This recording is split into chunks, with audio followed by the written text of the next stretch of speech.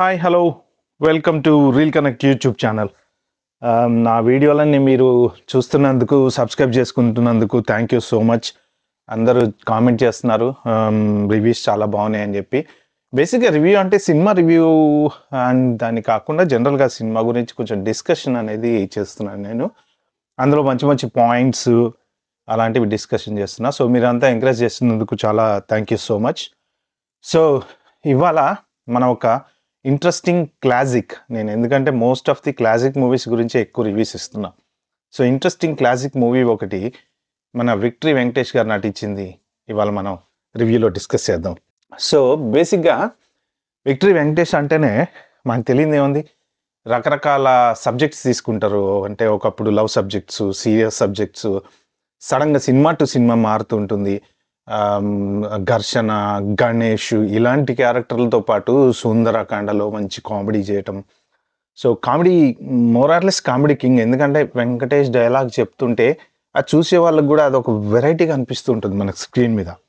So అలాంటి ఒక మంచి interesting entertainer comedy with emotional drama నువ్వు నాకు నచ్చావు. ఈ సినిమా బేసిక్గా ఫస్ట్ టైం చూసినప్పుడు ఎక్కడో టచ్ అవుద్ది. మనకి కొన్ని సినిమాలు ఏంటంటే ఒకసారి చూస్తే రెండోసారి పెద్దగా చూడాలనిపించదు.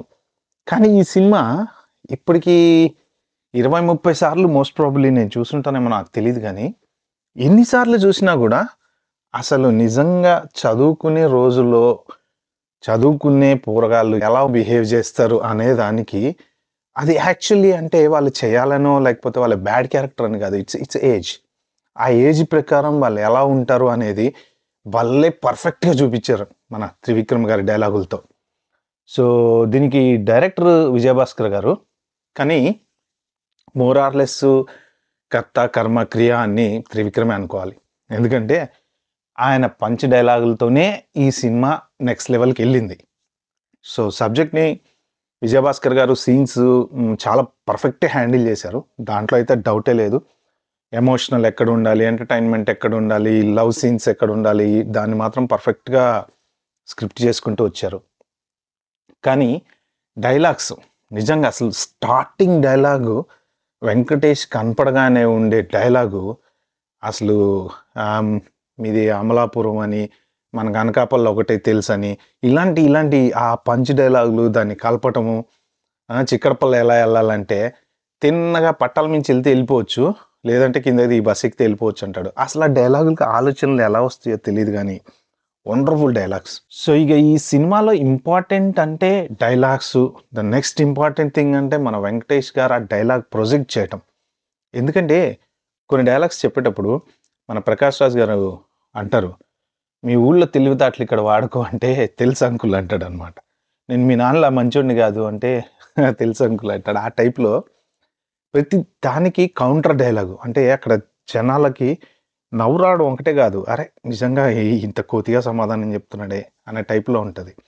ఇంకా ఈ సినిమాలో నాకు బాగా హైలైట్గా నచ్చిన సీన్ ఏంటంటే, బేసిక్గా వెంకటేష్ చిన్నప్పుడు ఫ్లాష్ బ్యాక్ చెప్పేటప్పుడు వాడు అలా సైకిల్లో ఆయిల్ వేస్తుంటే ఊళ్ళో వాళ్ళంతా చూసి, అబ్బా వీడు మన పేరు డెఫినెట్గా పేపర్లో పడేలా చేస్తాడు అన్నప్పుడు, నాన్న వెంకీ ఇలా రామ్మ, పెద్ద అయిన తర్వాత ఏమవుతారా, డాక్టరా, ఇంజనీర్ అంటే, సైకిల్ మెకానిక్ అని అవుతాను మామయ్య అంటాడు వాడు. వాళ్ళకి గాలి తీసేస్తాడు వాళ్ళ నాన్నది వేరే వాళ్ళ ముందు. కానీ ఆ ఇమ్మెచ్యూర్ బిహేవియర్లో ఒక ఎంటర్టైన్మెంట్ క్రియేట్ అవుద్ది మనకి. అంటే ఆ పిల్లోడ్ పాయింట్ ఆఫ్ వ్యూలో వాడికి డాక్టరా ఇంజనీర్గా కాదు, వాడికి అంటే ఈ wanted to do something interesting, అది వాడు ఎక్స్ప్రెస్ చేస్తాడు. కానీ చూసేవాళ్ళకి అది ఎంటర్టైన్మెంట్గా ఉంటుంది. అలా క్రియేట్ చేశారు సీన్స్. సో ఆ సీన్ తర్వాత సీను వండర్ఫుల్. దాంతోపాటు ఈ ప్రజెంట్ నిజంగా ఆ టైంలో, ఆ సిచ్యువేషన్లో, ఆ ఉన్న రోజులలో, నువ్వు నాకు నచ్చావు సినిమా రిలీజ్ అయిన రోజుల్లో పెళ్ళిళ్ళు కూడా రోజు రోజుకి మారిపోతూ, ప్లాస్టిక్ ప్లేట్ల దగ్గర నుంచి మొత్తం అంతా కాంట్రాక్ట్ బిజినెస్ అయిన దాన్ని కూడా చక్కగా వాళ్ళు, అంటే పెళ్ళంటే ఇలా ఉండాలి అనే ఒక పాటతోటి మనకి నిజంగా పెళ్ళిళ్ళు చేసుకుంటే ఇలా చేసుకోవాలి, అవును నిజమే కదా, ప్రతిదాన్ని మనం కాంట్రాక్ట్ ఇచ్చి చేసేదానికి ఇలా జనాలు రావడము. అంటే వాళ్ళు విత్ సీన్స్ ఎలా చూపించారంటే, చక్కగా వచ్చిన వాళ్ళు కాఫీ ఇవ్వటం, టీలు ఇవ్వటం, డ్రెస్సులు ఇవ్వటం, దాన్ని కూడా మంచిగా ఎక్స్పాండ్ చేసి అసలు పెళ్లి ఎలా చేసుకోవాలి అనేది చూపించారు. అది ఒక ఇంట్రెస్టింగ్ థింగ్.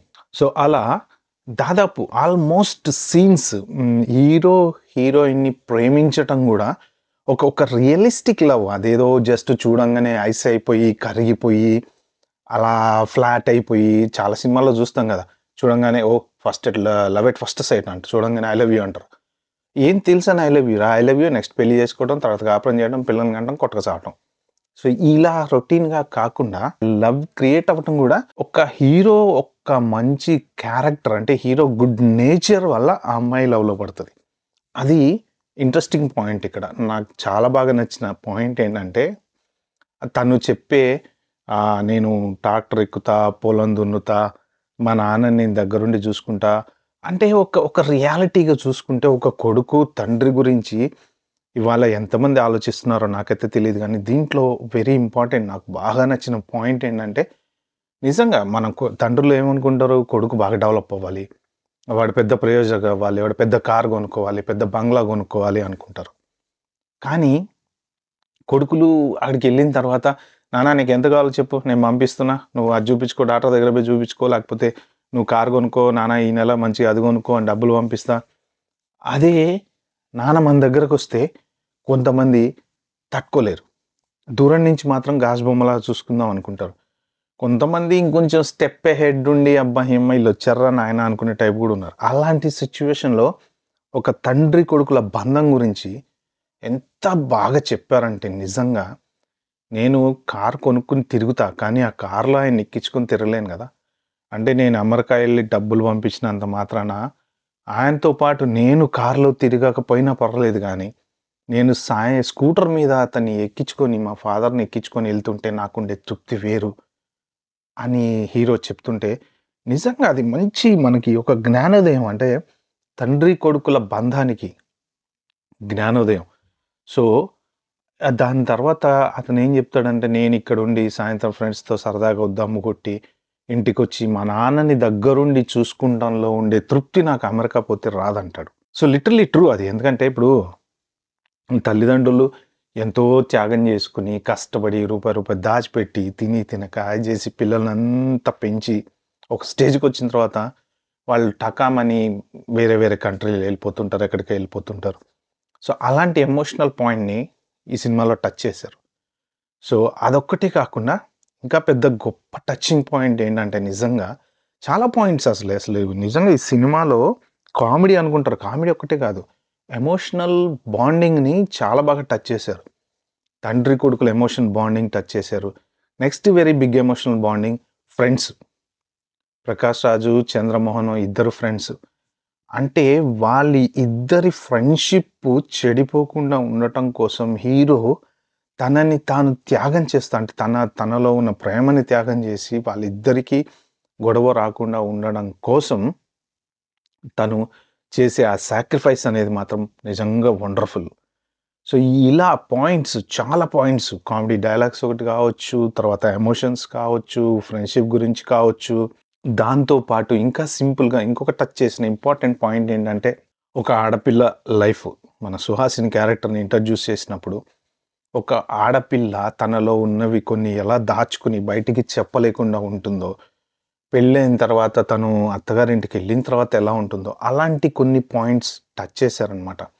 అంటే రియలిస్టిక్‌గా సొసైటీలో జరుగుతున్న పాయింట్స్‌ని మనకి కామెడీతో పాటు ఆ ఎంటర్‌టైన్‌మెంట్‌లో ఇలాంటి ఎమోషనల్ పాయింట్స్‌తో విత్ మళ్ళీ పంచ్ డైలాగ్స్ అన్నమాట. ఇగ ఆ పంచ్ డైలాగ్సు, వెంకటేష్ గారు చెప్పే డైలాగ్స్ కానీ, ఆ టెలిఫోన్ సంభాషణ అవన్నీ అసలు ఆహా! ఒక top of the range movie అనే చెప్పుకోవాలి. ఎందుకంటే నేను క్లాసిక్ సినిమాలు చాలా చూసాను గానీ, ఇలాంటి పాయింట్స్, ఎమోషనల్ పాయింట్స్, తర్వాత ఎంటర్‌టైన్‌మెంట్ రిలేటెడ్ పాయింట్స్, తర్వాత బాండింగ్, ఫ్యామిలీ బాండింగ్ పాయింట్స్ ఇవన్నీ కలిసిపోయి ఉన్న పిక్చర్ మాత్రం నాకు తెలిసి 'నువ్వు నాకు నచ్చావే.' క్విక్‌లీ ఒక్కసారి స్టోరీ అనేది చూసుకుంటే, మన 'ప్రకాష్ రాజ్' గారు, 'చంద్రమోహన్' గారు ఇద్దరు ఫ్రెండ్స్. సో, 'ప్రకాష్ రాజ్' బాగా రిచ్ అమెరికా ఎళ్లి డబ్బులు సంపాదించేసుకొని ఇండియాలో సెటిల్ అవుతాడు. 'చంద్రమోహన్' పల్లెటూరులో ఉంటుంటాడు. అక్కడే 'వెంకటేష్' హీరో పల్లెటూరులోనే పెరుగుతాడు. అలా కొన్ని రోజులకి ప్రకాష్ రాజ్ కూతురికి ఎంగేజ్మెంట్ జరిగే టైంలో చంద్రమోహన్ ఆయన రాలేక ఆయన కొడుకుని వెంకటేష్ని హీరోని సిటీకి పంపిస్తాడు. సో బేసిక్గా మనోడికి సిటీ కొత్త, సిటీ వీళ్ళన్న కొత్త. సో అక్కడి నుంచి కామెడీ పంచ్తో స్టార్ట్ అయిపోతుంది. ట్రైను స్టేషన్లోకి రావడం, మనోడు టకటక దూకేయటం, ఎంబటే అక్కడ ఆగటం, అదంతా కామెడీ ఎంటర్టైన్మెంట్తో స్టార్ట్ అవుద్ది. అలా వాళ్ళ ఇంటికి వెళ్తాడు. సో వాళ్ళ ఇంట్లోనే ఉంటాడు. మనోడేమో అల్లరి చిల్లరగా తిరిగి చిల్లర బ్యాచ్, ఆయనేమో హీరోయిన్ వాళ్ళ ఫాదర్ ప్రకాష్ రాజ్ ఏమో చాలా స్ట్రిక్ట్ బ్యాచ్. సో ఆ చంద్రమోహన్ నా కొడుకు ఏదైనా జాబ్ ఇప్పిరా అని అడగటము, ఇక్కడ ఈ వెంకటేష్ పోకిరి యాశాలన్నీ వేయటము.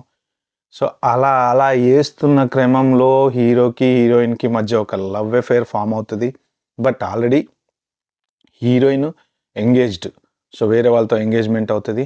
సో వాళ్ళు ఎక్కడికో వెళ్ళిన, మన ఏదో చిన్న అవుట్డోర్కి వెళ్ళినప్పుడు వాళ్ళు ఏదో పార్క్లో ఎక్కడో ఎవరో మన బ్రహ్మానందం మధ్యలో కామెడియన్గా ఇంట్రడ్యూస్ అవుతాడు. తీసే ఒక ఫోటో కథని మార్చేస్తాను అనమాట. సో సెకండ్ హాఫ్కి వచ్చేటప్పటికి సో చిన్నగా వెంకటేష్ గురించి తెలిసిపోవడము అందరికీ, కానీ ప్రకాష్ రాజ్కి తెలీదు ఈ విషయం. అటు అమ్మాయిని పెళ్లి చేసుకునే వాళ్ళకి తెలవటం, వాళ్ళు వచ్చి బ్లాక్మెయిల్ చేయటం డబ్బుల కోసం. సో చివరికి ఈ విషయం ప్రకాష్ రాజ్కి తెలియటం, మా అమ్మాయిని కొడతాడు, వైఫ్ని కొడతాడు, సో ఇలా నా కూతుర్ని పెంచేది అంటాడు. కానీ అక్కడ అదంతా అయిన తర్వాత మళ్ళీ వెంకటేష్ వెళ్ళి వాళ్ళని బతిలాడడానికి తీసుకురావడం, దానికి ప్రకాష్ రాజ్ ఇంప్రెస్ అయిపోయి, ఎందుకురా నువ్వు నన్ను మోసం చేసావు, నీలాంటి మంచోడు ఇక్కడ ఉండగా నేను ఎక్కడెక్కడో ఎతికాను రా అని మంచి ఎమోషనల్ క్లోజింగ్తో అతను వచ్చి హీరోయిన్ని పెళ్లి చేసుకోవటం. సో ఇది స్టోరీ. బేసిక్గా ఈ కథలో నేను చెప్పినట్టుగా ఆ పాయింట్స్ ఏవైతే ఉన్నాయో రియలీ అసలు మీకు అద్భుతంగా ఉంటాయి అన్నమాట.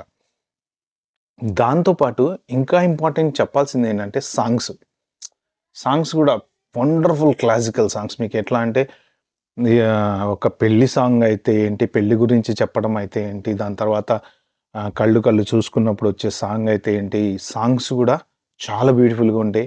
మన వెంకటేష్ గారి యాక్టింగ్ అద్దరిపోయింది. హీరోయిన్ యాక్టింగ్ కూడా చాలా బాగా చేసింది.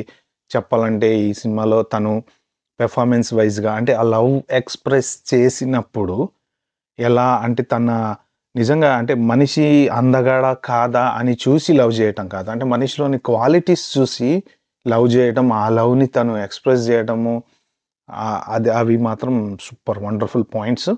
Plus wonderful dialogues by Trivikram గారు. ఎందుకంటే ఈ సినిమా మనం ఒకసారి చూస్తే మళ్ళీ చూస్తే బాగుండేమో, మళ్ళీ చూస్తే ఇప్పటికీ ఎన్నిసార్లు చూసినా ఆ డైలాగులు, ఆ ప్రకాష్ రాజ్కి వెంకటేష్కి మధ్య జరిగే కాంబినేషన్ డైలాగ్స్ ఉంటాయి చూసారా, చాలా వండర్ఫుల్గా ఉంటాయి. సో అది ఫ్రెండ్స్, ఈ ఇంట్రెస్టింగ్ క్లాసిక్. మీలో నాకు తెలిసి ఎవరు మిస్ అయ్యి ఉండరు. ఒకవేళ ఎవరైనా మిస్ అయ్యి ఉంటే మళ్ళీ చూడండి. బట్ మీకు ఎప్పుడైనా లైఫ్లో బోర్ కొట్టో, టైం పాస్ కావాలనుకుంటేనో, మీరు ఏ సినిమా పెట్టుకుంటే బాగుండు అని ఆలోచిస్తే మాత్రం I will recommend Evergreen Wonderful Classic. నువ్వు నాకు నచ్చావు. Thank you. Please share, subscribe to my channel and you can comment on the below.